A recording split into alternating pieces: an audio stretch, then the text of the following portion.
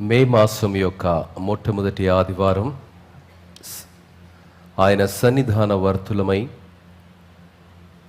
శక్తినిచ్చే, జీవమునిచ్చే, మనోనేత్రాలను వెలిగించే, మంచి బాటలో నడిపించే, ఆశీర్వాదాలను కురిపించి మనకి సమాధానము, నెమ్మది, ఆరోగ్యాన్నిచ్చే ఆ దివ్యమైన వాక్యాన్ని ధ్యానించడానికి దేవుడు మనకిచ్చినటువంటి గొప్ప అవకాశాన్ని బట్టి దేవునికి వందనాలు చెల్లిస్తున్నాను.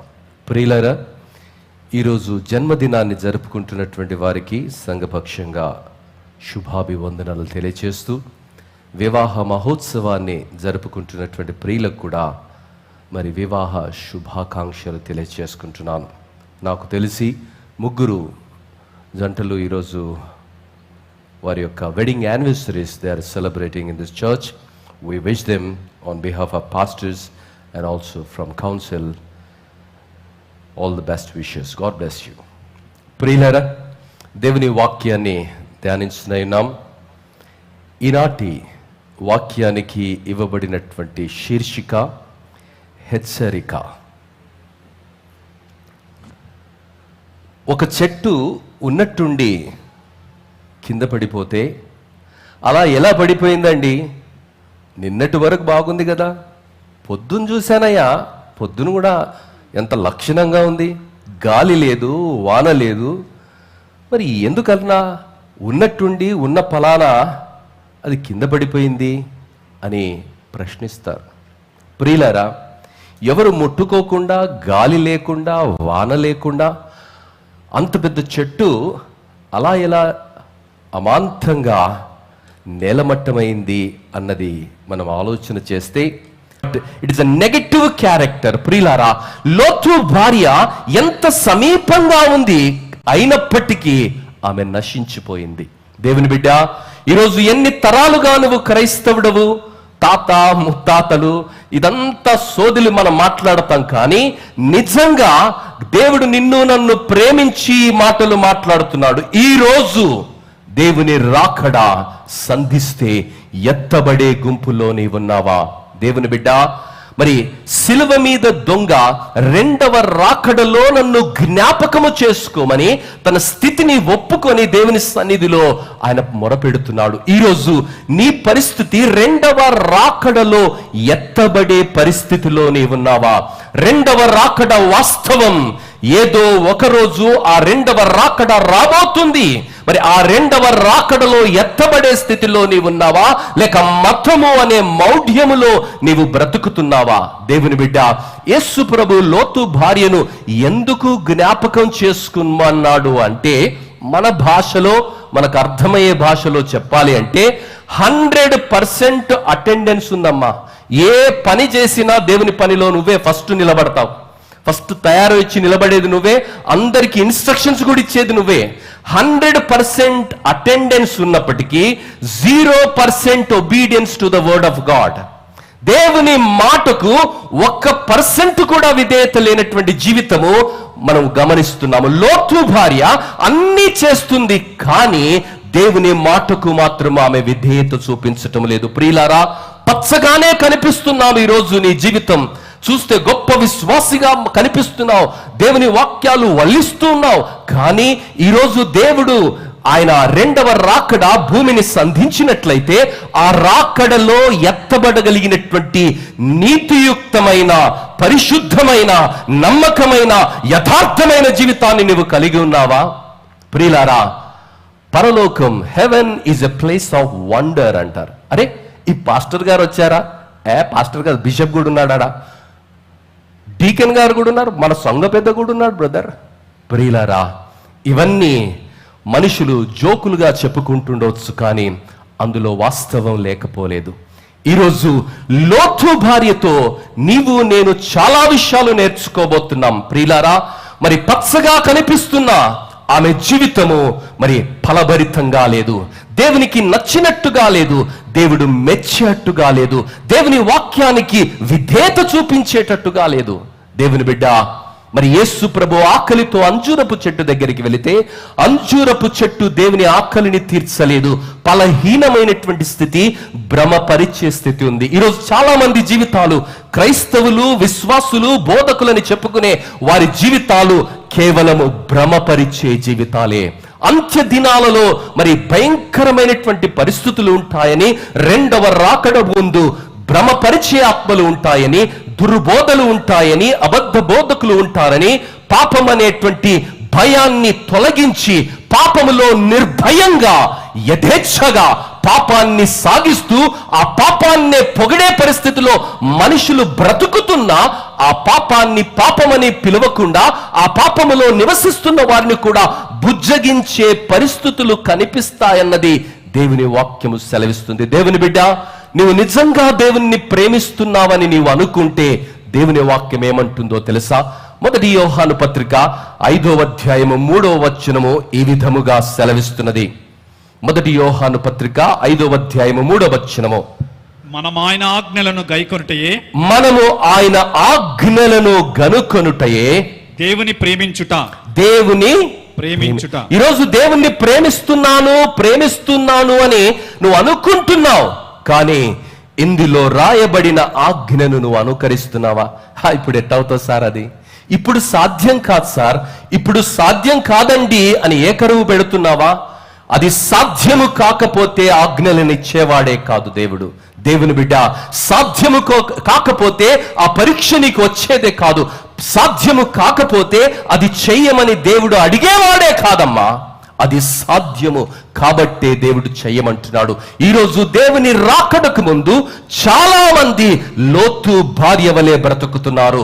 లోతు భార్య మరి ఎలా మరి నిర్భయంగా బ్రతుకుతుందంటే, నింపాదిగా బ్రతుకుతుందంటే, మరి ఆమె జీవితము దేవుని ఆజ్ఞలను మైమరచి ఆమె బ్రతుకుతున్నది. దేవుని బిడ్డ, దేవుని రాకడలో నీవు నేను ఎత్తబడాలంటే ఇదే ఆఖరి రోజు అన్నట్టుగా బ్రతకాలి.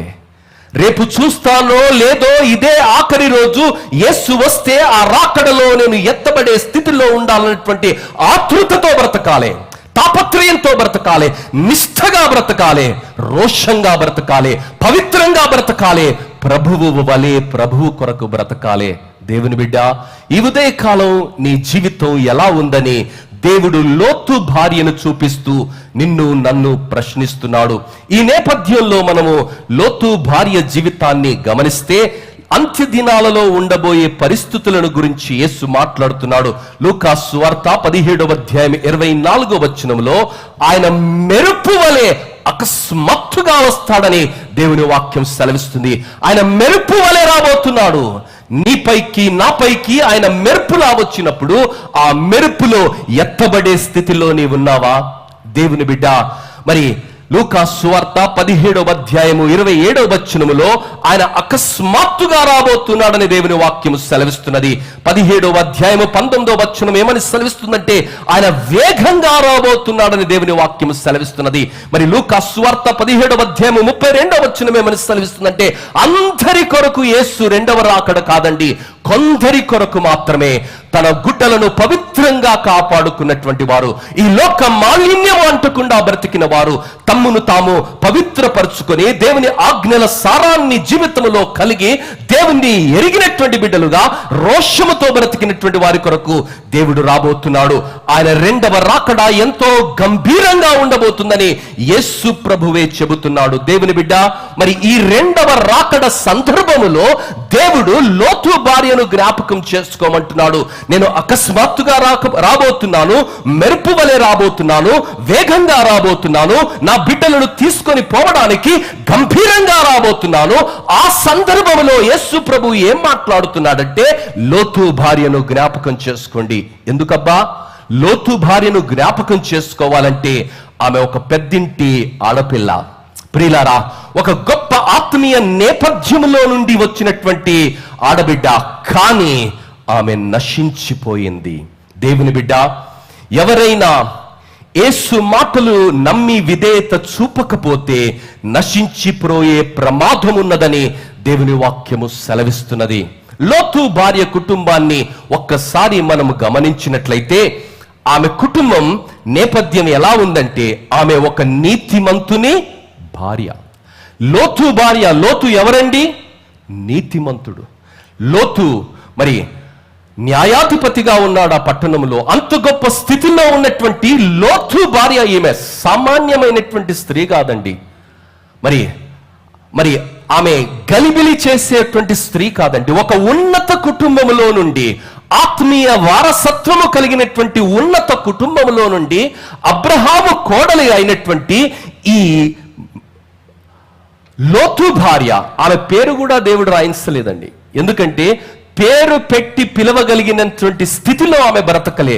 లోతు భార్య, ఒక నీతిమంతుని భార్య, విశ్వాస వీరులకు పితామహుడైనటువంటి అబ్రహాము కోడలు, ఎంతో గొప్ప విలువలు కలిగినటువంటి సంప్రదాయ కుటుంబంలో నుండి, విశ్వాస సంబంధమైనటువంటి కుటుంబంలో నుండి మరి వచ్చినటువంటి బిడ్డ. ఆమె రక్త సంబంధులందరూ కూడా దేవుని మాటకు విధేయత చూపినటువంటి ఆ కుటుంబంలో నుండి వచ్చినప్పటికీ ఆమె నశించిపోయింది. దేవుని బిడ్డ, నీ కుటుంబం ఏదైనా కావచ్చు, నీ సంప్రదాయం ఏదైనా కావచ్చు, నీ తాత ముత్తాతల ఆత్మీయ స్థితి ఏదైనా కావచ్చు, నీవు జాగ్రత్తగా లేకపోతే, దేవుని మాటలను వినకపోతే నశించిపోయే ప్రమాదం ఉన్నది. రెండవ రాకడలో విడిచిపెట్టే ప్రమాదం ఉన్నదని దేవుడు హెచ్చరిక చేస్తున్నాడు. మనం పాటలు పాడతాం. ఏం పాట పాడతాం? రాజులు మనకెవ్వరు లేరు. రాజులు మనకెవ్వరు లేరు. నెక్స్ట్ ఏంటి? శూరులు మనకెవ్వరు లేరు, యెహోవాయే యుద్ధం చేస్తాడు. పాటలే పాడతాం, యాక్షన్స్లు ఏం లేవు.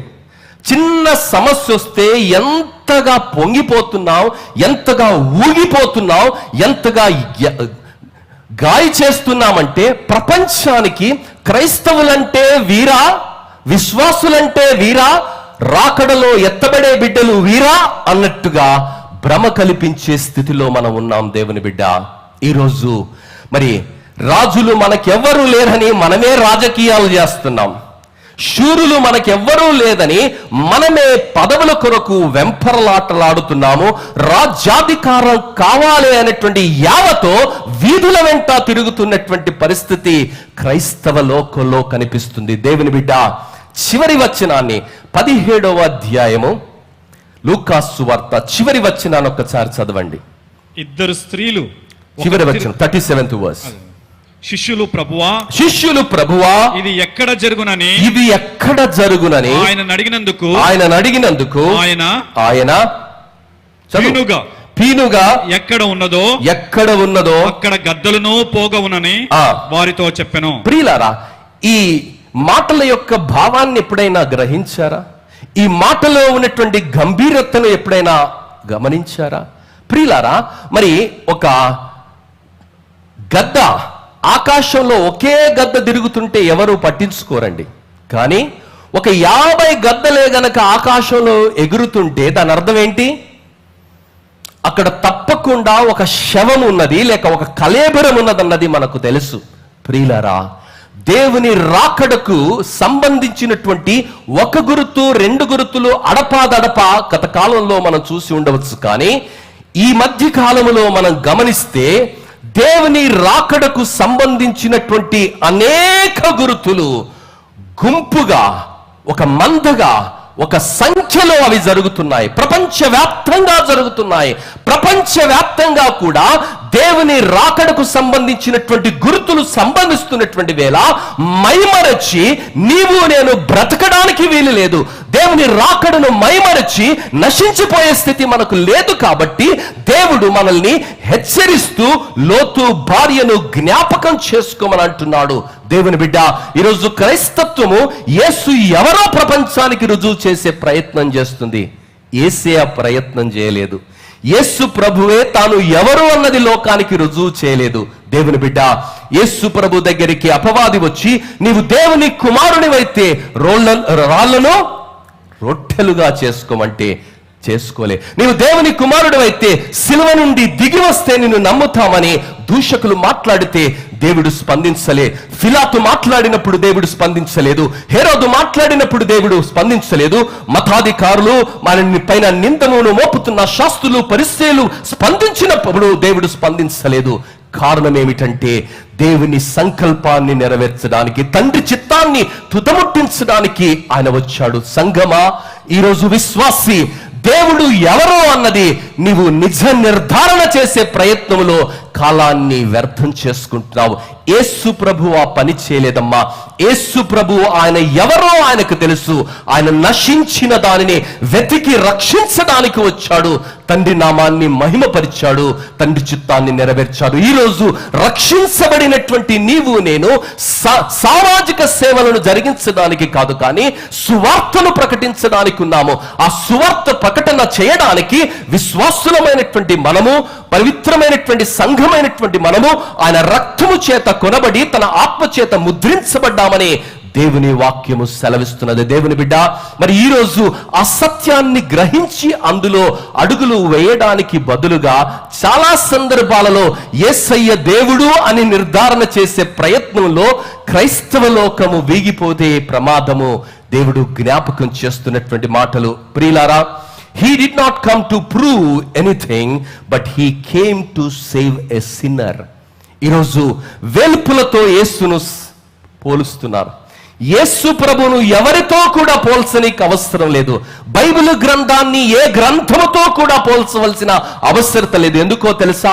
యేసు ప్రభు పలికిన మాటలు బైబిల్ గ్రంథంలో నీవు చదివితే ఆ సత్యము నీకు ఇట్టే స్పష్టంగా బోధపడుతుంది. ఆయన అంటున్నాడు, నేనే మార్గమును, నేనే సత్యమును, నేనే జీవమునై ఉన్నాను. ప్రియులారా, ఆయన తప్ప మరొకరు లేరు అని ఆయన సాక్ష్యము తన గురించి తానిస్తున్న వేళ నీవు ఆ గొప్ప దేవుణ్ణి, సృష్టికర్తను, ఆకాశ మహాకాశమును పట్టజాలని దేవుడు, ఆత్మరూపి అయినటువంటి వాడు, అల్ఫా ఒమేగా అయినటువంటి వాడు, ఆది అంతము లేనటువంటి వాడిని నువ్వు తీసుకొని వచ్చి వేల్పులతో సమానంగా చేసి ఆ సరిపోల్స్తూ మాట్లాడుతున్నటువంటి పరిస్థితి చాలా ప్రమాదకరమైనది. ఇలాంటి పరిస్థితులు ఆత్మీయంగా, రాజకీయంగా, ఆర్థికంగా, నైతికంగా ప్రపంచంలో ఉన్నటువంటి అనేకమైనటువంటి ఘట్టాలను మనము చూసినట్లయితే అవన్నీ కూడా ఏమి సూచిస్తున్నాయంటే ఆయన రాకడ అతి సమీపంగా ఉన్నది అన్నది మనకు జ్ఞాపకం చేస్తున్నాయి. ఆ రాకడ సమయములో, ఆ రాకడ సందర్భములో యేసు ప్రభు పలుకుతున్నటువంటి మాట ఏమిటంటే, ఆ రోజు పరిస్థితులు ఎలా ఉంటాయి? నోవహు దినములలో పరిస్థితులు ఎలా ఉన్నాయో అలానే ఉంటాయి. లూకా సువార్త 17వ అధ్యాయంలో మనం గమనిస్తే యేసు ప్రభు పలుకుతున్నటువంటి మాట 27వ వచనం, నోవాహు దినములలో జరిగినట్టు మనిషి కుమారుని దినములోనో జరుగును. నోవాహు ఓడలోనికి వెళ్ళిన దినము వరకు, వెళ్ళిన దినము వరకు జనులు తినుచు త్రాగుచు, జనులు తినుచు త్రాగుచు, త్రాగుచు, పెండ్లాడుచు, పెండ్లాడుచు, పెళ్లికియబడుచు. ఇదే తంతండి. ఈ రోజు కూడా దేవుడు ఆశీర్వాదాలు ఇస్తాడు, దేవుడు అద్భుతాలు చేస్తాడు, దేవుడు సూచక్రియలు చేస్తాడు, దేవుడు నీకు అనారోగ్యంలో నుండి విడుదలిస్తాడు. ఈ ముచ్చటే, కానీ రాకడ గురించి చెప్పలేనటువంటి పరిస్థితి. మనుషులు ఎందుకు యథేచ్ఛగా రెండవ రాకడ గురించినటువంటి భయము లేకుండా పాపములో యథేచ్ఛగా కొనసాగడానికి కారణం ఏమిటి? దేవుని యొక్క రెండవ రాకడ వారి హృదయాలలో ఎందుకు నాటబడటం లేదంటే బోధకులు బోధించటం లేదు. ప్రియులారా, పాపం చేస్తున్నవాడు కూడా పాపం చేయటం తప్పు కాదు అన్నటువంటి భయంకరమైనటువంటి తప్పుడు అభిప్రాయంలో ఓదార్చబడుతున్నటువంటి పరిస్థితి కనిపిస్తున్నది. ఆ పరిస్థితులు చూసినప్పుడు నోవహు దినములలో కూడా నోవహు దాదాపుగా 100 సంవత్సరాలు ఆయన చితి సారపు మ్రాలు చేత ఆ ఓడను నిర్మిస్తున్నప్పుడు మనుషులు అపహాస్యం చేశారు, నిందలు వేశారు, ఆయన గురించి అనుచితంగా మాట్లాడారు, భయంకరమైన జీవన విధానంలో వారు కొనసాగారు. అదే పరిస్థితి సంఘాలలో ఉంటుంది, అదే పరిస్థితి ధార్మిక లోకంలో ఉంటుంది, అదే పరిస్థితి లోకాలలో కనిపిస్తుంది అని దేవుడు ముందుగానే మనల్ని హెచ్చరిస్తున్నాడు. ప్రియులారా, నోవహు ఓడలోనికి వెళ్లే వరకు, అంటే దాదాపుగా 100 సంవత్సరాల వరకు మనుషులు ఏం చేస్తున్నారయ్యా? పెళ్లి చేసుకుంటున్నారు, చదువునారా? తినుచు త్రాగుచు పెండ్లాడుచు పెళ్లికియబడుచు ఉంటుడి. అంతలో జలప్రలయము వచ్చి వారినందరినీ నాశనము చేసెను. హఠాత్తుగా వచ్చింది, మెరుపులా వచ్చింది, వారు ఊహించనటువంటి వేగముతో వచ్చింది, గంభీరంగా వచ్చింది. ఆయన బిడ్డలైనటువంటి 8 మంది తప్ప అందరూ కూడా జల సమాధి చేయబడ్డారు. దేవుని బిడ్డ, ఈరోజు నిన్ను ప్రేమిస్తున్నటువంటి దేవుడు ఎందుకర్రా నోవహు జీవితాన్ని జ్ఞాపకం చేస్తున్నాడు, ఎందుకర్రా లోతు జీవితాన్ని జ్ఞాపకం చేస్తున్నాడంటే 28వ వచనము, లోతు దినములలో జరిగినట్టును జరుగును. నోవహు దినములలో జరిగినట్టును లోతు దినములలో జరిగినట్టును జరుగును.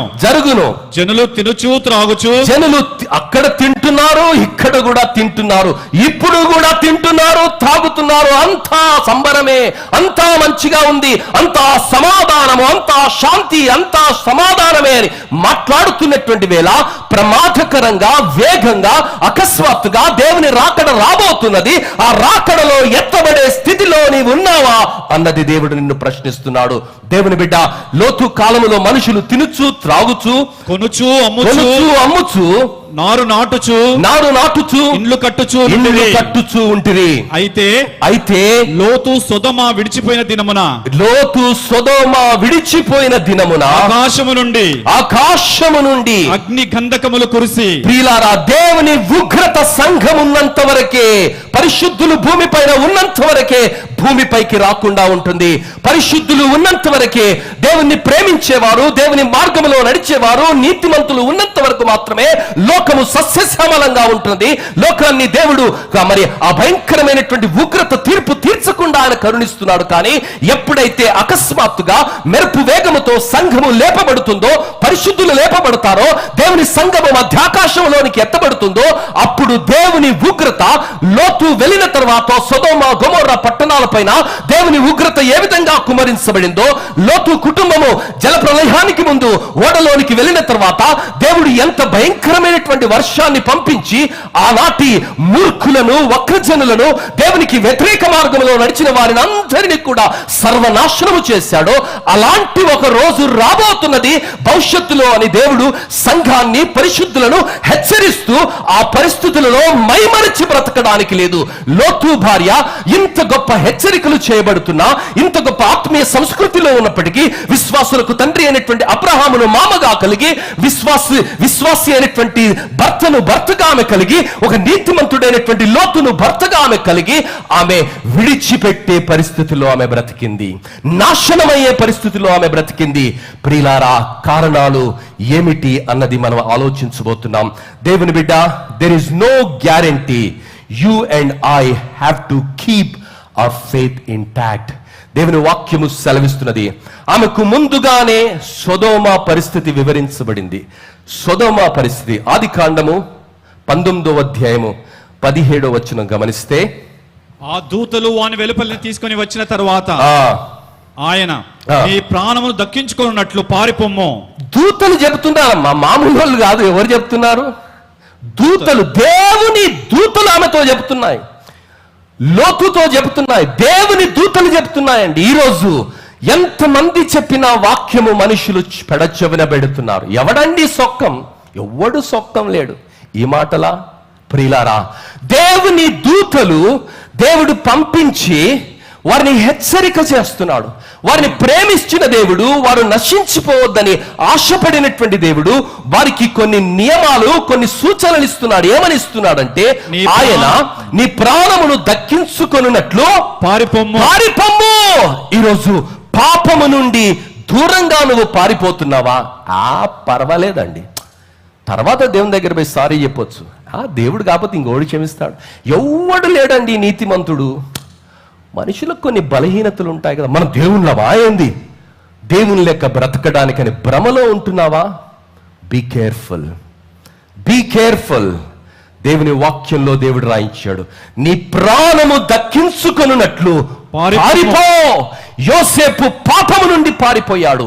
ఈరోజు నీవు నేను రక్షించబడినటువంటి బిడ్డలము, లోకములో నుండి వేరుపరచబడినటువంటి బిడ్డలము, నీతిమంతులుగా తీర్చబడినటువంటి బిడ్డలము, ఆయన కొరకు రోషంగా బ్రతకడానికి మనం పిలువబడ్డాం. పాపంలోనికి మనల్ని తీసుకువెళ్ళే ప్రతి పరిస్థితిలో నుండి మనము పారిపోవాలి. ప్రియులారా, దేవుని దూతలు హెచ్చరిక చేస్తున్నారు. ఏమని? నీ ప్రాణము దక్కించుకొనినట్లు పారిపోము, నీ వెనక చూడకుము. You could never go back. నీ జీవితంలో దేనినైతే సమాధి చేశావో, దేనినైతే అసహించుకున్నావో, దేనినైతే విడిచిపెట్టావో, ఆ విడిచిపెట్టిన పాత స్థితికి మరలా వెళ్ళడానికి అవకాశం లేదమ్మా. ఆ పాత స్థితికి నువ్వు వెళ్ళడానికే వీలు లేదు. దేవుడు జ్ఞాపకం చేస్తున్నాడు ఆమెతో. ఏమని అంటే, నీవు వెనకకు చూడకుము, ఈ మైదానములో ఎక్కడను నిలువక. ప్రియులారా, never go near the temptation. Never go near the temptation. Don't think you are so wise. Don't think you can tolerate temptation. No! Never ever play with sin. ప్రియులారా, కరెంటుతో ఆటలాడొద్దంటారు, మంటతో ఆటలాడొద్దంటారు, నీళ్లతో ఆటలాడొద్దంటారు. వీటన్నిటితో ఆటలాడినా తప్పించుకునే అవకాశం ఉన్నది, కానీ పాపం అనే ఉరితో ఆటలాడొద్దు. ఆ పాపపు మైదానములో నుండి పారిపోవాలి, వెనకకు చూడకుండా పరుగు పెట్టాలి. కారణం ఏమిటంటే, నీవు విడిచిపెట్టబడితే ఆ పరిస్థితి బహు ఘోరంగా ఉంటుంది. దాని తీవ్రత ఎంత గొప్పగా ఉంటుందో, ఆ పరిస్థితి ఎంత తీవ్ర రూపాన్ని దాలుస్తుందో వివరించనలవిగానటువంటి విషయాలు దేవదూతలు ఆమెకు వివరిస్తున్నారు. ప్రియులారా, ఇవన్నీ కూడా ఆమె ముందుగానే చెప్పబడింది. అయినను ఒక తప్పు నిర్ణయములో ఆమె ముందుకు సాగింది. ఆమె వెంటనే పారిపోకుండా, ఆ కొండకు పారిపోకుండా, తన్ను తాను రక్షించుకోకుండా, సంరక్షించుకోకుండా, ఆ కొండ గుహల్లో దాచుకోకుండా ఆమె తిరిగి వెనక జారిన పరిస్థితిలోనికి వెళ్ళింది. దేవుని బిడ్డ, ఈరోజు దేవుని చిత్తమేంటో ఆమెకు తెలుసు, దేవుని మాటలేమిటో ఆమెకు తెలుసు, దేవుని మార్గమేమో కూడా ఆమెకు తెలుసు. అయినా నశించిపోయింది. ఈరోజు దేవుని వాక్యమేంటో నీకు తెలుసు, దేవుని చిత్తమేంటో నీకు తెలుసు, దేవుని పనులేంటో నీకు తెలుసు. అయినా నీవు యథేచ్ఛగా లోతు భార్య వలె ప్రవర్తిస్తున్నావా? లోతు భార్యకు అన్నీ తెలుసండి. దేవదూతలే ఆమెకు వివరిస్తున్నారు. ఏమని అంటే, అమ్మా ఇది దేవుని చిత్తము, అమ్మా ఇది దేవుని మాటలు, అమ్మా ఇది దేవుని మార్గము. అయినప్పటికీ ఎంత విచారం అంటే, ఆ దేవుని మాటలను పెడచెవిన పెట్టి తన సొంత చిత్తాన్ని ఆమె నెరవేర్చింది. ఆమెకిష్టమైంది, ఆమెకు తోచింది, ఆమెకు అర్థమైనది ఆమె చేసి ఆమె జీవితము నాశనమైపోయింది. దేవుని బిడ్డ, దేవుని వాక్యము అపోస్తులుడైనటువంటి పేతురు రెండవ పత్రిక 2వ అధ్యాయం 20, 21, 22 వచనాల్లో ఈ ప్రస్తావనను మరలా యేసు చెప్పిన మాటలను, ఆది కాండంలో జరిగిన విషయాలను ఆయన ప్రస్తావిస్తూ 2వ అధ్యాయం 20, 21, 22 వచనాలు. వారు ప్రభువును రక్షకునైన యేసుక్రీస్తు విషయమైన అనుభవ జ్ఞానము చేత ఈ లోక మాలిన్యములను తప్పించుకున్న తర్వాత మరలా వాటిలో చిక్కుబడి వాటి చేత జయింపబడిన ఎడల వారి కడవరి స్థితి మొదటి స్థితి కంటే మరీ చెడ్డదగును. ప్రియులారా, ఆమె లోకములో నుండి రక్షించబడింది. లోతు విశ్వాసులకు తండ్రి అయినటువంటి అబ్రహాముతో వాగ్దానము చేయబడినటువంటి వ్యక్తితో మరి వారి స్వదేశాన్ని, వారి రక్త సంబంధులను, వారి యొక్క స్వాస్థ్యాలను విడిచిపెట్టి వారు ముందుకు వచ్చారు. కానీ విడిచిపెట్టి వచ్చిన తర్వాత దేవుని మాటకు విధేయత చూపించకుండా, దేవుని మాటకు వ్యతిరేకంగా వారు చేసినటువంటి పోరాటాన్ని బట్టి వారి స్థితి మొదటి స్థితి కన్నా కడుపటి స్థితి ఇంకా భయంకరమైనటువంటి స్థితిలోనికి వెళ్ళింది. దేవుని బిడ్డ, చదువు నాన్న కిందికి. వారు నీతి మార్గమును అనుభవపూర్వకంగా తెలుసుకొని తమకు అప్పగింపబడిన పరిశుద్ధమైన ఆజ్ఞ నుండి తొలగిపోవడం కంటే. మంచి మాటలు రాస్తున్నాడమ్మా. పరిశుద్ధమైన ఆజ్ఞ నుండి తొలగిపోవటను బట్టి ఆ మార్గము అనుభవపూర్వకముగా తెలియకయుండుటయే వారికి మేలు. తెలియకపోతే మరొక విషయం, తెలిసిన తర్వాత దేవదూతలే వివరించిన తర్వాత దేవుడే తన మాటలను, తన మార్గమును, తన చిత్తమును, తన దూతలను పంపి వారికి వివరించిన తర్వాత కూడా ఆమె నశించిపోయింది. ప్రతిరోజు దేవుని వాక్యాన్ని వింటున్నావు, దేవుడు నీతో మాట్లాడుతున్నాడు, దేవుని వాక్యాలు నీ గుండెల్లో గుచ్చుకుంటున్నాయి. పాపము నుండి తొలగిపోయి పరిశుద్ధమైనటువంటి మార్గములో నడవడానికి దేవుని వాక్యము నిన్ను ప్రేరేపిస్తున్నప్పటికీ ఆ మార్గములో నడుస్తున్నావా, లేక ఉద్దేశపూర్వకంగా తాత్కాలికమైనటువంటి వాటి కొరకు మరి దేవుని యొక్క మార్గాలను పెడచెవిన పెడితే నడుస్తున్నావా? అది చాలా ప్రమాదకరమైనటువంటి విషయం అని దేవుడు జ్ఞాపకం చేస్తున్నాడు. ప్రియులారా, ఎంత విచారం అంటే రోమిలకు రాసిన పత్రిక 1వ అధ్యాయం 21-22 వచనాల్లో మనం గమనిస్తే, మరియు వారు దేవుని ఎరిగి ఆయనను దేవునిగా మహిమపరచలేదు. ఆయనను ఎంత విచారం చూస్తున్నారని. దేవుడు ఎవరో వాళ్ళకి తెలుసండి. క్రైస్తవుడవు, నీ తాత క్రైస్తవుడు, తండ్రి క్రైస్తవుడు, ముత్తాత క్రైస్తవుడు, చాలా సంతోషం. కానీ క్రైస్తవునిలా నువ్వు బ్రతుకుతున్నావా? ఒకడంటాడు, బైబిల్ పక్కనేస్తే నేను నా అంత XYZ గాడు లేడు. అన్యులు ఏమంటున్నారో తెలుసా? వారి గురించి మనం మాట్లాడడానికి అవసరం లేదండి. వాళ్ళేంటో వాళ్ళే సాక్ష్యం ఇస్తున్నారు కదా, మన నోరెందుకు పాడు చేసుకోవాలి? వాళ్ళేంటో వాళ్ళే సాక్ష్యం ఇస్తున్నారు. ఇదా క్రైస్తత్వం? ఈ బైబిల్ నీ చేతికి రావడానికి ఎంతమంది ప్రాణాన్ని పెట్టారో తెలుసా? ఈ గ్రంథము నీ చేతిలోనికి రావడానికి ఎన్ని కుటుంబాలు వారి యొక్క భర్తలను, వారి యొక్క బిడ్డలను, వారి యొక్క తల్లిదండ్రులను కోల్పోయారో తెలుసా? ఎంతమంది వారి జీవితాలను హెచ్చించారో ఈ గ్రంథము నీ చేతిలోనికి రావడానికి తెలుసా? ఆ గ్రంథాన్ని పట్టుకొని ఆ శక్తిని గ్రహించి దేవుని కొరకు ఈ చీకటి లోకంలో ఒక జ్వాలగా, జ్యోతిగా, కాగడగా వెలగడానికి పిలువబడినటువంటి నీవు ఆ బైబిల్ని పక్కనేసి పాత మార్గంలోనికి వెళతాను, నీచమైన మార్గంలోనికి వెళతాను, లోక మార్గంలోనికి వెళతానని నీ గురించి నువ్వు మాట్లాడుతున్నావంటే విడిచిపెట్టే ప్రమాదకరమైన లోతు భార్య జీవితాన్ని జీవిస్తున్నావు. అది చాలా ప్రమాదకరమని దేవుడు హెచ్చరిస్తున్నాడు. దేవుని బిడ్డ, ఈరోజు నీవు నేను పాత జీవితంలో జీవించడానికి కాదు, లోక పద్ధతుల్లో బ్రతకడానికి కాదు, కానీ యేసు చూపిన మార్గంలో నడవడానికి, యేసు చేసిన పనులను చేయడానికి, యేసు కొరకు యేసు వలె బ్రతకడానికి మనం పిలువబడ్డామని దేవుని వాక్యం సెలవిస్తున్నది. దేవుని బిడ్డ, మరి దేవుడు వారికి అన్ని గొప్ప అవకాశాలు ఇచ్చినప్పటికీ కింది చదువునాలా, మరియు వారు దేవుని ఎరిగి ఆయనను దేవునిగా మహిమపరచలేదు. కృతజ్ఞతాస్తుతులు చెల్లింపను లేదు. గాని తమ వాదముల యందు వ్యర్థులైరి. వాదాలు, ఈరోజు వాదాలు పెట్టుకోవాలి. ఇది గొప్ప, అది గొప్ప, అన్ని వాదాలే. దేని కొరకు? వ్యర్థునివైపోతావు, విడిచిపెట్టబడతావు, నశించిపోతావు. జాగ్రత్త. ఎందుకు ఆ వాదాలు? ఎవరితో ఆ వాదాలు? ఏది నువ్వు రుజువు చేయాలనుకుంటున్నావు? రుజువు చేశాడు ప్రభువే, రుజువు చేయాల్సినటువంటి ప్రభువే. ఆయన మౌనంగా ఉన్నాడు, దేవుని చిత్తాన్ని నెరవేర్చి తండ్రి నామాన్ని మహిమపరిచాడు. దేవుని బిడ్డ, ఈరోజు దేవుడు నీతో, నాతో, మనందరితో మాట్లాడుతున్నాడు. దేవుడు వారిని కాపాడడానికి దేవదూతలను పంపించాడు. దేవదూతలు వారిని రక్షించడానికి వచ్చి దేవుడే వారిని హెచ్చరిస్తున్నాడు.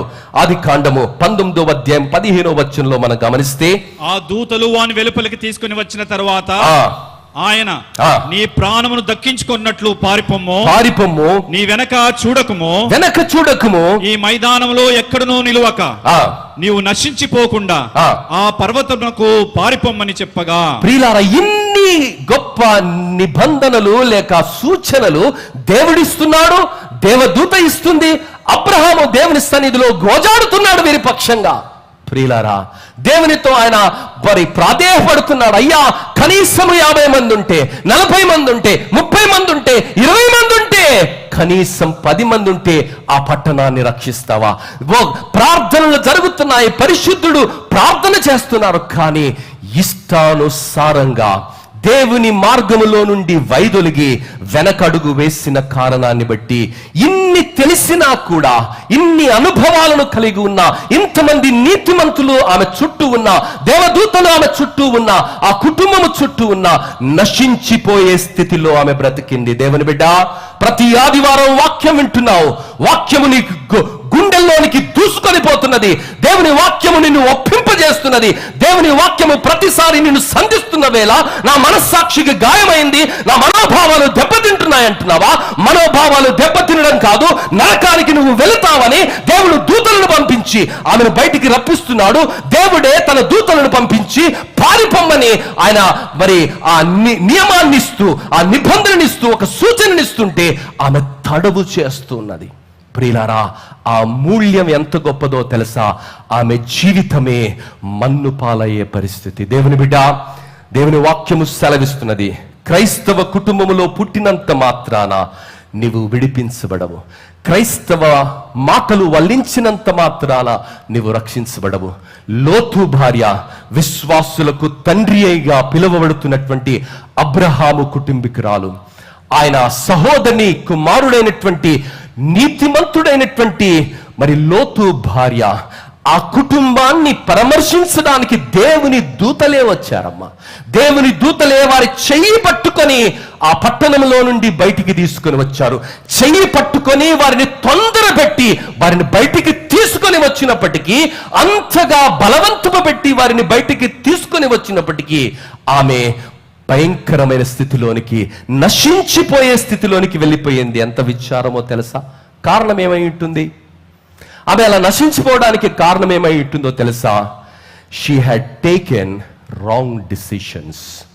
ప్రియులారా, ఈరోజు నువ్వు తీసుకునే నిర్ణయం నీ జీవితాన్ని ప్రభావితం చేస్తుంది. దేవుని దూతలు చేయి పట్టుకొని బయటకు వచ్చారు. దేవుడే దూతల్ని పంపించాడు. విశ్వాసులకు తండ్రి సమక్షములో పెరిగింది. ఆ దేవుని యొక్క మహిమ కార్యాలను చూసింది, అద్భుత కార్యాలను చూసింది, ఆశ్చర్య కార్యాలను చూసింది, దేవుని సన్నిధిని అనుభవించింది. కానీ ఆమె సొంత నిర్ణయాలలోనే ఆమె సాగింది. ఆదికాండము 19వ అధ్యాయం 16వ వచనంలో మనం గమనిస్తే, అతడు తడవు చేసెను, అప్పుడు అతని మీద యెహోవా కనికరపడుట వలన ఆ మనుషులు అతని చేతిని, అతని భార్య చేతిని, అతని ఇద్దరు కుమార్తెల చేతులను పట్టుకొని వెలుపలికి తీసుకొని వచ్చి ఆ ఊరి బయట నుంచిరి. ప్రియులారా, ఇంత దేవుడు చేసి వారిని రక్షించడానికి దేవుడే ఇంత తాపత్రయపడుతున్నాడండి. చెయ్యి పట్టుకొని ఆ చిన్నపిల్లలా? లోతు చిన్నపిల్లవాడా? ఆయన భార్య చిన్నపిల్లనా? వారి కుమార్తెలు చిన్నపిల్లలా? వారి చేతులు పట్టుకొని తడువు చేస్తుంటే ఆ సొదొమ గొమొర్ర పట్టణాలలో నుండి రక్షించగలిగినటువంటి సురక్షితమైన స్థలానికి వారిని నడిపిస్తూ, అయ్యా పారిపోయి ఆ కలవరి కొండను మీరు హత్తుకోండి, ఆయన నామములోనే నిరీక్షణ, ఆయన నామములోనే విమోచన అని వాక్యము బోధించబడుతుంటే, యథేచ్ఛగా పాపములోనే ఉండడానికి, పాత స్థితిలోనే కొనసాగించడానికి మరి వారి ఇష్టపడిన కారణాన్ని బట్టి ఎంత గొప్ప మూల్యాన్ని ఆమె చెల్లించుతుంది. దేవుని బిడ్డ, లోతు భార్య ఇష్టపూర్వకంగా పాపములో ఆమె కొనసాగింది. దేవుని బిడ్డ, యేసు ప్రభు బోధలు గమనించిన, ప్రవక్తల బోధలు గమనించిన, అపోస్తుల బోధలు గమనించిన, ఆదిమ సంఘములో ఉన్నటువంటి మరి బోధలు మనము గమనించిన, ఎలాంటి అరమరికలు లేకుండా నిర్ముఖమాటంగా సత్యాన్ని బోధించారు, ప్రేమను ప్రకటించారు, తీర్పును ప్రకటించారు, రక్షణను ప్రకటించారు, రాబోవు ఉగ్రత గురించి వారు వివరించారు. ప్రియులారా, మరి ఎంతో స్పష్టంగా వారు వివరించారు. కానీ ఈ దినాలలో గమనిస్తే కలిపి చెరిపే ప్రయత్నాలు జరుగుతున్నాయి. అందుకనే 2వ కొరింథీయులకు రాసిన పత్రిక 2వ అధ్యాయం 17వ వచనంలో అపోస్తులుడైనటువంటి పౌలు ఏమంటున్నాడంటే, కలిపి చెరిపే, కలగా పులగం చేసే వాక్యోపదేశకులు వచ్చారు. అంత కలవరమే. Nothing is okay, nothing is wrong, everything is okay, don't worry. ప్రియులారా, అపోస్తుల కార్య 2 కొరింథీ 2వ అధ్యాయం 17వ వచనం, కావున ఇట్టి సంగతులకు చాలిన వాడెవడు మేము దేవుని వాక్యమును కలిపి చెరిపెడు అనేకుల వలె ఉండక. దేవుని వాక్యాన్ని కలిపి చెరిపే బోధకులు ఈ దినాలలో వస్తారమ్మా. వస్తారు కదా, వచ్చేసారు. సాతానుడు ఏం చేస్తున్నాడు? అవ్వ దగ్గరికి వచ్చి 3వ అధ్యాయం 4వ వచనం, ఆదికాండం 3వ అధ్యాయం 4వ వచనం చదవండి. అవ్వ దగ్గరికి వచ్చి సాతానుడు ఏం మాట్లాడుతున్నాడు? దేవుని మాటనే మాట్లాడుతున్నాడు. మీరు దేవుని మాటలే మాట్లాడుతున్నాడమ్మా. కానీ దాని సారాన్ని, సారాంశాన్ని, సత్యాన్ని సంపూర్ణంగా వక్రీకరించాడు. ఈరోజు వాక్యాన్నే వల్లిస్తారు, బోధకులు అని అనిపించుకుంటారు, కానీ వారి జీవితాలలో యథార్థత ఉండదు. వారి జీవితాలలో చెప్పాలనుకుంటున్నది ఒకటి, చెబుతున్నది మరొకటి. దేవుడు ప్రేమించి ఖచ్చితంగా సత్యాన్ని నీకు బోధించిన వేళ, నీకు కష్టమైన, ఆయాసమైన, భావాలు దెబ్బతిన్నా, అయ్యా నీ సన్నిధిలో నన్ను క్షమించమను. ఆదిమ సంఘములో మనం గమనించితే విశ్వాసులందరూ కూడా దేవుని వాక్యము బోధించబడినప్పుడు వారి పాపాలను ఒప్పుకొని మారు మనస్సు పొంది బాప్తిజం తీసుకున్నారు. చాలా మందిని అడుగుతాం, బాబు నువ్వు దేవుని నమ్ముకున్నావా అంటే, పాపాలు ఒప్పుకున్నావా అంటే, బాప్తిజం తీసుకున్నాను సార్ అంటాడు. అరే బాప్తిజం తర్వాత నా నాయన, పాపాలు ఒప్పుకున్నావా, పాత జీవితాన్ని విడిచిపెట్టావా, దేవుని సన్నిధిలో నీ పాపాల నిమిత్తమే పశ్చాత్తాపడ్డావా, ఆ పాపాలు మరలా చేయనని పరిశుద్ధాత్మ చేత నన్ను నడిపించి నీ కొరకు బ్రతికించుకోమని దేవుని సన్నిధిలో ప్రతిరోజు బ్రతకడానికి తీర్మానం చేసుకుని నీ సిలువనెత్తుకొని నువ్వు బ్రతకడానికి తీర్మానం చేసుకున్నావా అంటే బాప్తిజం తీసుకున్నానండి అని. ప్రియులారా, ఈరోజు అంతటి భయంకరమైనటువంటి ఆత్మీయ అంధకారంలో మనుషుల్ని పెట్టి ఈరోజు పరిస్థితులు సాగుతున్నటువంటి వేళ దేవుడు నీకు నాకు మనందరికీ ఒక హెచ్చరిక ఇస్తున్నాడు. ఆ హెచ్చరిక ఏమిటంటే, లోతు భార్యను జ్ఞాపకం చేసుకోండి. ఆమె విశ్వాసులకు తండ్రి అయినటువంటి అబ్రహాముతో ఉన్నది, నీతిమంతుడైనటువంటి భర్తగా ఆమె కలిగి ఉన్నది. కానీ ఆమె జీవితములో మారు మనస్సు లేదు. ఆమె పాపాన్ని అసహించుకోలే, లోకములో నుండి సంపూర్ణంగా ఆమె తిరిగి వెనక్కు జారింది. దేవుని బిడ్డ, అది చాలా భయంకరమైన పరిస్థితి. John MacArthur says, today people have lost fear and reverence to God's judgements. Preachers preach only love, whatever you do, it's okay, God will forgive. No judgment, whatever you do, God will forgive. అందుకే మనుషులకు దేవుని రాకడా అన్న భయం లేకుండా పోయింది, దేవుని తీర్పులన్న భయం లేకుండా వెళ్ళిపోయింది. భయంకరంగా యథేచ్ఛగా ఇష్టానుసారంగా బ్రతుకుతున్నారు. కొంతమంది నోరు తెరిస్తే బూతులు. వాడు ఎక్కడికి వెళ్తాడండి? 100% నరకానికి వెళ్తాడు. అది నీకు తెలుసు, నాకు తెలుసు, వాడికి కూడా తెలుసు. But do you warn him? What he is doing is wrong. That's why God has united us as a church and calling it as a church. దేవుని బిడ్డ, దేవుని రాకడ సమీపంగా ఉన్నది. చుట్టూ జరుగుతున్న సంభవాలన్నీ కూడా దేవుని రాకడ సమీపంగా ఉందని మనకు ప్రబోధిస్తున్నాయి. ఈరోజు ప్రపంచంలో జరుగుతున్న సంభవాలను మనం గమనిస్తే ఆయన రాకడ అతి సమీపంగా ఉన్నది. Somewhere very close to God's kingdom. Yesu ప్రభు మరి మాట్లాడుతూ 17వ అధ్యాయం లూకాసు సువార్త 34, 35, 37 వచనాల్లో మనం గమనిస్తే, ఆ రాత్రి ఇద్దరు ఒక్క మంచం మీద ఉందరు, వారిలో ఒకరు కొనిపోబడును. అంత సమీపంగా ఉన్నారండి. ఇద్దరు ఒకే స్థితిలో ఉన్నారు, కానీ ఒకరు ఎత్తబడిపోతున్నారు. రెండోది, ఒకరు విడిచిపెట్టబడును. ఇద్దరు స్త్రీలు ఒక్క తిరుగలి విసురుచుందురు. ఒకతే కొనిపోబడుతుంది, ఒకతే విడిచిపెట్టబడును. శిష్యులు ప్రభువా, ప్రియులారా, ఈ రోజు నీవు అదే పరిస్థితిలో ఉన్నావు, అదే లోకంలో అందరూ బ్రతుకుతున్నాం. దేవుని వాక్యానుసారంగా బ్రతకాలి. ఒకే తిరుగలి ఇద్దరు తిప్పుతున్నారండి, ఒక్కరు మాత్రమే ఎత్తబడ్డారు, ఒకరు విడిచిపెట్టబడ్డారు. ఒకే మంచములో ఇద్దరు ఉన్నారండి, ఒకరు ఎత్తిపడ్డారు, ఒకరు విడిచిపెట్టబడ్డాడు. ఈ లోకములో పాపమున్న మాట వాస్తవం, శోధనలున్న మాట వాస్తవము, భయంకరమైనటువంటి పరిస్థితుల గుండా మనం వెళుతున్న మాట వాస్తవమే. ఆ పరిస్థితులలో వెనక జారకూడదు.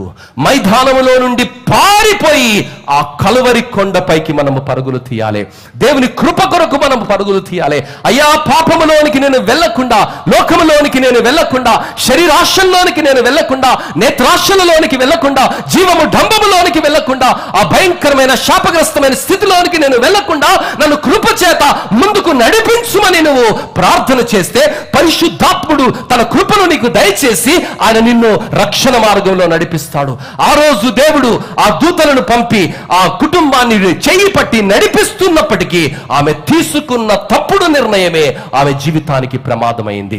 దేవుడు పరిశుద్ధాత్మను నీకు సంచికరువుగా ఇచ్చి ప్రతిరోజు నీతో మాట్లాడుతున్నాడు, వాక్యము ద్వారా మాట్లాడుతున్నాడు, సేవకుల ద్వారా మాట్లాడుతున్నాడు, సందర్భాల ద్వారా మాట్లాడుతున్నాడు, పరిస్థితుల ద్వారా మాట్లాడుతున్నాడు. అయినా తప్పేంటో నీకు తెలుసు, మంచేంటో నీకు తెలుసు, అబద్ధమేంటో నీకు తెలుసు, నువ్వు చేస్తున్న మోసమేంటో నీకు తెలుసు, నువ్వు చేస్తున్న నటనేంటో నీకు తెలుసు. అయినా హృదయాన్ని కాఠిన్యపరుచుకొని తప్పుగా ప్రవర్తిస్తే ఆ మూల్యము భారభరితంగా ఉండబోతుంది. ఆ రోజు లోతు భార్య చేసినటువంటి పొరపాటు ఏమిటంటే ఆ చెయ్యి పట్టి నడిపిస్తున్నటువంటి దేవదూతల మాట వినలే, దేవుని మాట వినలే, తన భర్త వెంట అడుగులు వేసి ఆ గుహలోనికి వెళ్ళలే. కానీ ఆమె తీసుకున్న తప్పుడు నిర్ణయము, వెనక జారిన స్థితి ఆమె జీవితానికి ప్రమాదకరంగా మార్చబడింది. దేవుని బిడ్డ, ఒక శాస్త్రితో యేసు ప్రభు ఏమంటాడంటే, మార్కు సువార్త 12వ అధ్యాయము 34వ వచనంలో, మార్కు సువార్త 12వ అతడు వివేకంగా ఉత్తరం ఇచ్చినని యేసు గ్రహించి నీవు దేవుని రాజ్యమునకు దూరంగా లేవని దూరంగా లేవు. కొంతమందిని మనం చూస్తే వారి యొక్క హావభావాలు, వారి యొక్క ప్రవర్తన చూస్తే వీడు దేవుని రాజ్యానికి చాలా సమీపంగా ఉండండి అని అర్థం అవుతుంది. ప్రియులారా, ఈరోజు నీవు ఆ సమీప పరిస్థితిలో ఉన్నావా? నిజంగా ఉంటే సత్యం, దేవునికి స్తోత్రం. ఆ మార్గంలో నడిచి దేవుని మహిమపరచాలి. అపోస్తుల కార్యము 24వ అధ్యాయము 24-25 వచనాల్లో ఫెలిక్స్ గురించి మనం అక్కడ చదువుతాం. కొన్ని దినములైన తరువాత ఫెలిక్స్ యూదురాలైన ద్రుసిల్లాను తన భార్యతో కూడా వచ్చి పౌలును పిలిపించి క్రీస్తు యేసునందు విశ్వాసమును గూర్చి అతడు బోధింపగా వినెను. అప్పుడు అతడు నీతిని గూర్చి ఆశానిగ్రహమును గూర్చి రాబోవు విమర్శను గూర్చి ప్రసంగించుచుండగా ఫెలిక్స్ మిగులా భయపడి ఆయన కూడా మనోభావ దెబ్బలు తిన్నాయి. మిగులా భయపడ్డాడు ఆయన కూడా. ఇప్పటికి వెళ్ళుము, నాకు సమయమైన నిన్ను పిలిపించునని చెప్పెను.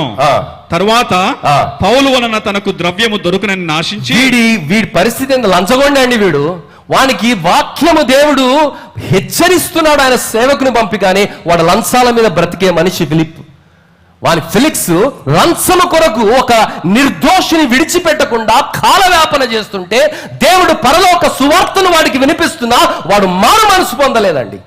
ఈరోజు చాలా మంది మరి మానిటరీ బెనిఫిట్స్ కొరకు న్యాయాన్ని న్యాయంగా జరిగించటం లేని పరిస్థితి. దేవుని బిడ్డ, ఇవన్నీ కూడా రాకడకు ముందు జరుగుతాయని దేవుడు హెచ్చరిస్తున్నాడు. అగ్రిప్ప రాజు గురించి మనం చూస్తే అపోస్తుల కార్యము 26వ అధ్యాయం 27-29 వచనాల్లో, అగ్రిప్ప రాజా, తమరు ప్రవక్తలను నమ్ముచున్నారని నేను ఎరుగుదును. అందుకు అగ్రిప్ప, ఇంత సులభముగా నన్ను క్రైస్తవుని చేయ చూచున్నావే అని పౌలుతో చెప్పెను. అందుకు పౌలు, సులభముగానో దుర్లభముగానో తమరు మాత్రము కాదు, నేడు నా మాట విను వారందరూ ఈ బంధకములు తప్ప నావలే ఉండునట్లు దేవుడు అనుగ్రహించును గాక అనెను. సువార్తను బంధకాలలో అపోస్తులుడైనటువంటి పౌలు నమ్మకంగా, యథార్థంగా, కన్నీటితో, భారముతో ఆయన వారికి ప్రకటిస్తున్నాడు. దాదాపుగా మరి అగ్రిప్ప రాజు, ఫెలిక్స్, మరి ఆ శాస్త్రి దాదాపుగా దేవుని మార్గంలోనికి వచ్చారు. వారి పరిస్థితి ఎలా ముగిసిపోయిందో తెలియదు. దేవుని బిడ్డ, ఈరోజు దాదాపుగా దేవుని మార్గంలోనే ఉన్నావు, రక్షించబడిన స్థితిలోనే ఉన్నావు, ఎత్తబడే స్థితిలో నీవు ఉన్నావా? నీ మనస్సాక్షి నీ పైన ఎలాంటి నేరము మోపకుండా ఈరోజు దేవుని రాకడ అకస్మాత్తుగా మెరుపు వేగంతో వస్తే, వేగంగా వస్తే, గంభీరంగా వస్తే, ఆ రాకడలో ఎత్తబడే స్థితి నీలో ఉంటే నిజంగా నీవు ధన్యుడవు. లేక కేవలము పేరుకు మాత్రమే క్రైస్తవుడవని ఇద్దరు యజమానులకు నీవు సేవలో ఉంటే నీ ప్రమాదకరమైన పరిస్థితి. అందుకనే మత్తయి సువార్త 26వ అధ్యాయం 24వ వచనంలో దేవుని వాక్యం ఏమంటుందో తెలుసా? ఎవడునో ఇద్దరు యజమానులకు దాసుడుగా ఉండనేరడు. ఇద్దరు యజమానులకు దాసునిగా ఉండనేరడు. అతడు ఒకని ద్వేషించి ఒకని ప్రేమించును, లేదా ఒకని పక్షముగా నుండి ఒకని తృణీకరించును. మీరు దేవునికిని సిరికిని దాసులుగా ఉండనేరరు. ప్రియులారా, ఈరోజు కనిపిస్తున్న వాటిని గురించి ఆ లోతు భార్య ఆలోచించింది. అయ్యో, నా బంగారం, నా నెక్లెస్ ఏమైపోతుంది, నా పట్టు చీర ఏమైపోతుంది? ఆ పట్టు చీర, నెక్లెస్, బంగారం, ఇల్లు, ఆస్తి, సంపద గురించి ఆలోచించింది. కానీ ఆ పరలోక రాజ్యంలో ఏ కన్నులు చూడలేనిది, ఏ హృదయానికి గోచరము కానటువంటి ఆ మహిమోన్నతమైనటువంటి దేవుని సన్నిధిలోనికి ఆమె తీసుకొని పోబడబడుతున్నదన్నటువంటి విషయాన్ని గ్రహించని కారణాన్ని బట్టి she lost her eternal life. దేవుని బిడ్డ, ఈరోజు తాత్కాలికమైనటువంటి వాటి కొరకు నిత్య జీవితాన్నే నువ్వు కోల్పోయే స్థితిలో బ్రతుకుతున్నావా? ఆ లోతు భార్య తృణప్రాయమైనటువంటి వాటి కొరకు, అగ్ని గంధకాలకు ఆహుతయ్యే వాటి కొరకు ఆమె వెనుక తిరిగి ఉప్పు స్తంభమైంది.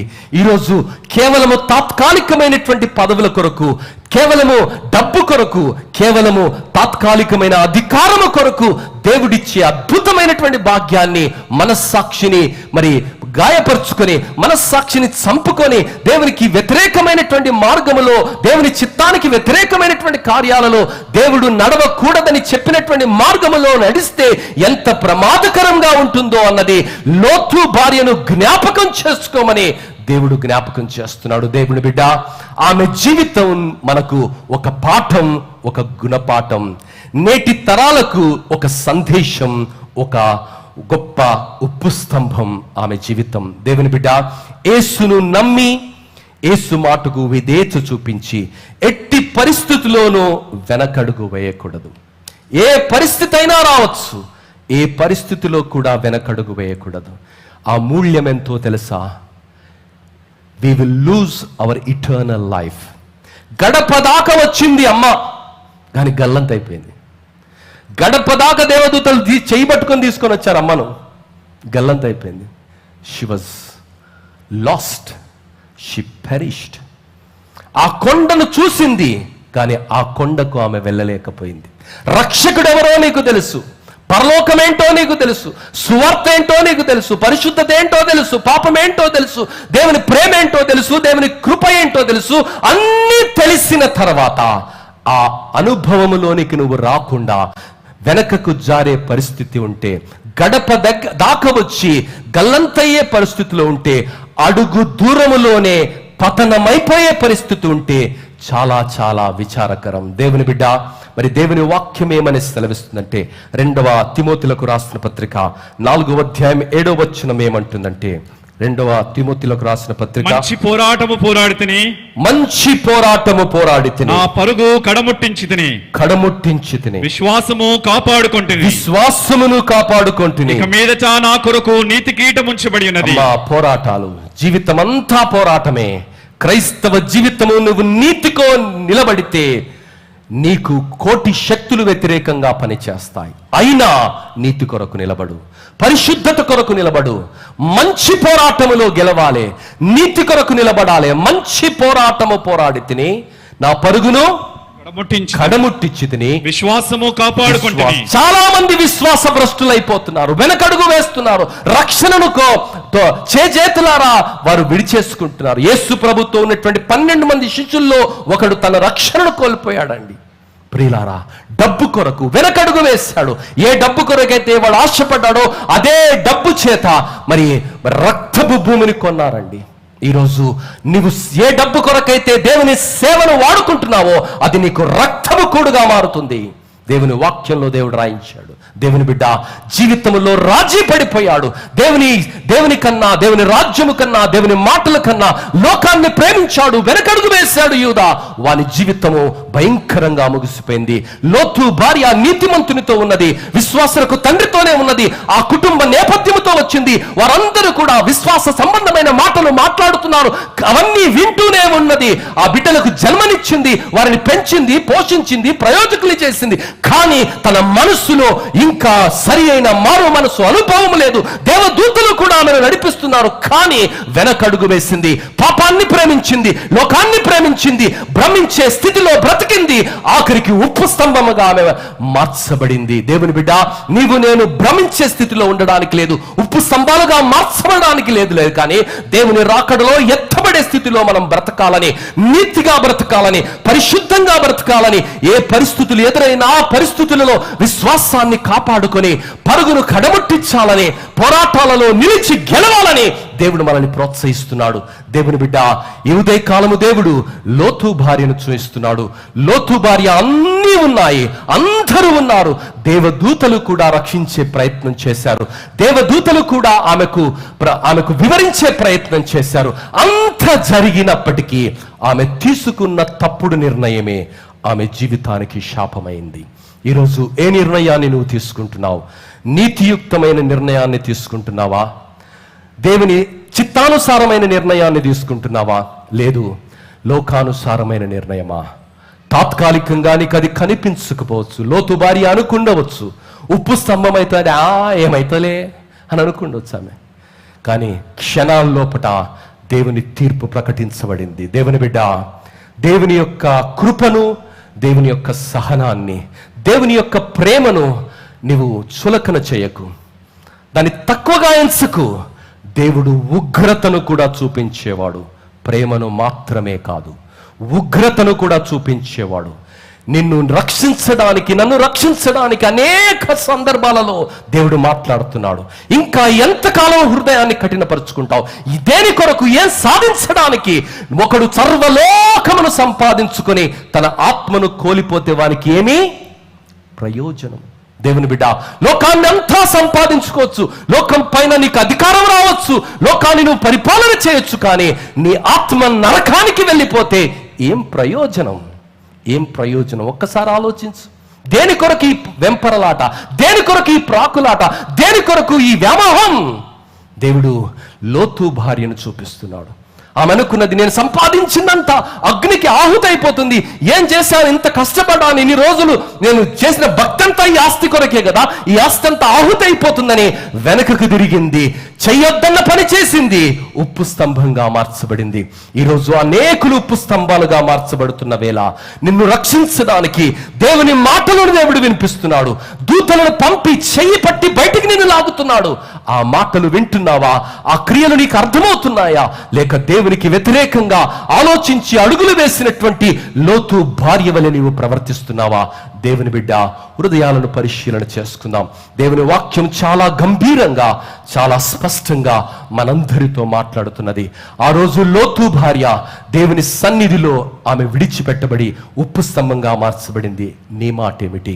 తల్లు ఉంచినట్లయితే ప్రార్థన చేసుకుందాం. దేవుని బిడ్డ, దేవుని వాక్యం సెలవిస్తున్నది, ఆ రోజు నోవహు కాలములో మనుషులు తినుచు త్రాగుచు పెళ్లిళ్ళు చేసుకొనుటూ పెళ్లిళ్ళు ఇచ్చుకుంటూ, లోతు కాలములో ఇల్లు కట్టుకుంటూ వివాహాలు చేసుకుంటూ సంతోషంగా, సమాధానంగా, ఆనందంగా, యథేచ్ఛగా బ్రతుకుతున్నారు. అకస్మాత్తుగా మెరుపు వేగంలా దేవుని ఉగ్రత తీర్పులు వారిపై ప్రకటించబడ్డాయి. దేవుని సహనాన్నితో చెలగాటమాడారు, దేవుని మంచితనాన్ని అవమానపరిచారు, దేవుని దూతలనే చెరచడానికి ప్రయత్నం చేశారు. అంత వికృతంగా మార్చబడింది వారి హృదయం. వారి హృదయం పాపము చేత, పాపము వలన కలిగేది భ్రమ చేత భ్రష్టత్వానికి వెళ్ళిపోయింది. ఈరోజు నీ మాట ఏంటి? దేవుని మాటలు నీకు అర్థమవుతున్నాయా? దేవుని ప్రేమ నీకు అర్థమవుతుందా? దేవుని ఉగ్రత రాబోతుంది, గమనించు. ప్రేమ కలిగిన దేవుడు, దయగలిగిన దేవుడు మన జీవితాలలో ఉగ్రత రాకమునిపే దూతల ద్వారా హెచ్చరిస్తున్నాడు. చెయ్యి పట్టి బ్రతిమలాడుతూ బయటికి రమ్మంటున్నాడు. వినకపోతే ఆయన ఉగ్ర రూపాన్ని చూడాల్సి వస్తుంది, ఆయన యొక్క క్రోధాన్ని చూడాల్సి వస్తుంది, ఆయన యొక్క కోపాన్ని చూడాల్సి వస్తుంది. ఆయనను తట్టుకోవటం ఎవరికి కూడా సాధ్యము కాదు. విడిచిపెట్టుట బహుఘోరమని దేవుని వాక్యము సెలవిస్తుంది. అమ్మా, దేవుని రాకడ ప్రతి సందర్భములో సమీపంగా ఉందని దేవుడు మాట్లాడుతున్నాడు. నీ హృదయం దేవునికి సమీపంగా ఉందా? భ్రమ చేత హృదయం మొద్దుబారిపోయిందా? వాతవేయబడిన మనస్సాక్షితో బ్రతుకుతున్నావా? అది చాలా భయంకరం. 70-80 సంవత్సరాల జీవితం సంగతి ఆలోచిస్తున్నావే, అనంత జీవితం మాటేమిటి? ఈ లోకాన్ని సంపాదించుకోవచ్చు నీవు, కానీ పరలోకాన్ని కోల్పోతే ఎంత భయంకరం. ఈరోజు ఆ పరలోకానికి వెళ్ళే స్థితిలో నువ్వు ఉన్నావా? ఆ ధనవంతుడు లోకాన్ని సంపాదించుకున్నాడు, కానీ పరలోకాన్ని కోల్పోయాడు. మరి యూదా 30 వెండి నాణ్యాలను సంపాదించుకున్నాడు, కానీ పరలోక భాగ్యాన్ని కోల్పోయాడు. 5 బుద్ధి లేని కన్యకలు ఆ స్థితిలోనే ఉన్నారు, కానీ విడిచిపెట్టబడ్డారు. 2 ఒకే మంచంలో ఉన్నారు, ఒకరు ఎత్తబడ్డారు. 2 ఒకే తిరిగలి దగ్గర ఉన్నారు, ఒకరు ఎత్తబడ్డారు, ఒకరు విడిచిపెట్టబడ్డారు. ఏ స్థితిలోనూ ఉన్నావు? క్రైస్తవ జీవితం అంటే హోదాలు, పదవులు, మరొకటి కాదమ్మా. యేసయ్యలా బ్రతకడం. నీకెంత జ్ఞానం ఉంది అన్నది దేవుడు అడగడు. నా రూపంలోనికి నువ్వు మార్చబడ్డావా, నా పరిశుద్ధతను నీవు పొందుకున్నావా, నాలా నీవు ప్రవర్తిస్తున్నావా? దేవుని బిడ్డ, యేసయ్య నీలో లోకానికి కనిపిస్తున్నారా? యేసయ్యలా సత్యం మాట్లాడుతున్నావా? యేసయ్యలా ప్రేమిస్తున్నావా? యేసయ్యలా క్షమిస్తున్నావా? యేసయ్యలా ప్రవర్తిస్తున్నావా? అది నీ జీవితంలో లోకం చూసిన రోజు నిజంగా నీవు ధన్యుడవు, నిజంగా నువ్వు దీవెనకరమైన వ్యక్తివి, నిజంగా నువ్వు ఆశీర్వదించబడిన వ్యక్తివి. ఆ స్థితి లేనట్లయితే లోతు భార్యను దేవుడు జ్ఞాపకం చేస్తున్నాడు. లోతు భార్య విశ్వాసులకు తండ్రితోనే ఉన్నది, నీతిమంతుడైన భర్తతోనే ఉన్నది. కానీ ఆమె నశించిపోయే స్థితిలో ఆమె బ్రతికింది. నీ స్థితి ఎలా ఉంది? ఒక్కసారి ఈ హెచ్చరిక మాటలు హృదయమంతటితో స్వీకరిస్తాం. ఈ మాటలు దేవుని ఆత్మ వెలుగులో, వాక్యపు వెలుగులో పరిశీలన చేసుకుందాం. లోపభూయిష్టంగా ఉన్నవి సరి చేసుకుందాం. ఎవరూ నశించిపోవటం దేవుడి చిత్తం కాదమ్మా. దేవుడు నిన్ను రక్షించాడు, తన రక్తాన్ని పెట్టి కొన్నాడు. కొంతసేపట్లో ప్రభురాత్రి భోజన సంస్కారాన్ని సంధించబోతున్నావు. ఆ నిబంధనను నీకు జ్ఞాపకం చేస్తున్నాడు. ఆ నిబంధనను ఆయన జ్ఞాపకం చేసుకుంటున్నాడు. నిన్ను క్షమించిన దేవుడు, నీ పాపాలను కడిగిన దేవుడు, నిన్ను నీతిమంతునిగా మార్చిన దేవుడు, నీ కొరకు యాగ బలిపశువుగా మరణించిన దేవుడు, నిబంధన చేసిన దేవుడు నన్ను జ్ఞాపకం చేసుకోమంటున్నాడు. ఆయన వలె బ్రతకడానికి మనల్ని కడిగాడు, ఆయన వలె బ్రతకడానికి మనల్ని నీతిమంతులుగా తీర్చాడు, ఆయన కొరకు బ్రతకడానికి మనల్ని రక్షించాడు. ఈరోజు లోకం వైపు మరలా వెళ్ళడానికి, లోకాన్ని ప్రేమించడానికి లేదు. కానీ యేసయ్య కొరకు బ్రతుకుదాం. ప్రతి పాపాన్ని ఒప్పుకుందాం. హృదయాన్ని, మనస్సాక్షిని సరి చేసుకుందాం. యేసు కొరకు యేసు వలె బ్రతుకుదాం. ఆ కృప దేవుడు దయచేయనుగాక. పరలోకమందున్న మా మంచి తండ్రి, మీకు వందనాలు, స్తుతులు చెల్లిస్తున్నాం. ఈ మధ్యాహ్నపు వేళ లోతు భార్య జీవితాన్ని మేము చూసాము స్వామి. లోతు భార్య నీతిమంతుని భార్య, విశ్వాసులకు తండ్రిగా పిలువబడుతున్నటువంటి అబ్రహాము కోడలు. ఆమె చేసిన తప్పుడు నిర్ణయాలే ఆమె జీవితానికి శాపంగా మార్చబడ్డాయి. ఈరోజు మా జీవితాలను ప్రభా పరిశీలన చేసుకుని నీ మార్గంలో నడవడానికి మమ్మలను నడిపించుమని నీ సన్నిధిలో వేడుకుంటున్నాను ప్రభా. ఈ లోకములో విశ్వాసాన్ని కాపాడుకొని శ్రమల కొలిమిలో ప్రభా నీ కొరకు నీతిగా, యథార్థంగా, నిబద్ధతతో బ్రతకడానికి మమ్మల్ని బ్రతికించి నీ కృపలో ముందుకు నడిపించండి. అవును ప్రభా, ఆ రోజు ఏ విధంగా దేవదూతలను పంపించి ప్రభా మరి నీ దాసుని, ఆయన కుమార్తెలు నీవు రక్షించావో ప్రభా, మమ్ములను కూడా నీ వాక్యము ద్వారా, నీ బోధకుల ద్వారా, నీ సువార్త ద్వారా ప్రభా నిత్యము మీరు మమ్మల్ని రక్షించడానికి ఎంతగానో తాపత్రయపడుతున్నారు. ఎన్నో మాటలు మీరు మాకు వినిపిస్తున్నారు. అయినా తప్పుడు నిర్ణయంలో మేము కొనసాగితే విడిచిపెట్టబడే పరిస్థితి ఉన్నదని మరొకసారి లోతు భార్య ద్వారా మాతో మాట్లాడినందుకు మీకు వందనాలు. మా హృదయాలను పరిశీలన చేసుకుని యథార్థమైన, నీతియుక్తమైన, నీవు మెచ్చే, నీకు నచ్చే భక్తిని మేమందరము జరిగించడానికి పరిశుద్ధాత్ముడా మమ్మల్ని నడిపించి, దీవించి, ఆశీర్వదించి నీ స్వరూప్యములోనికి మలుచుమని యేసు నామములో అడిగి వేడుకుంటున్నాము తండ్రి. ఆమేన్.